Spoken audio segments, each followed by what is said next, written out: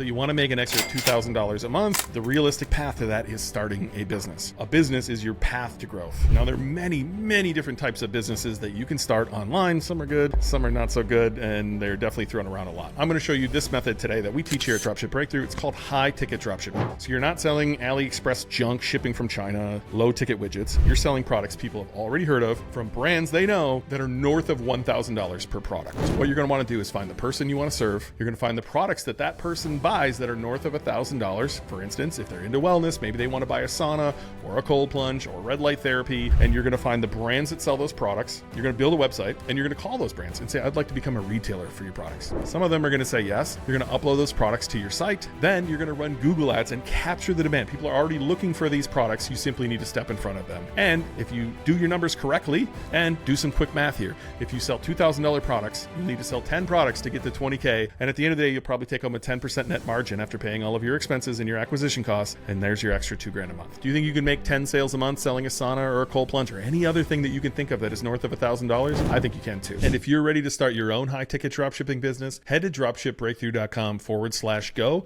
where you can watch a free training showing you exactly how to build a high ticket dropshipping business.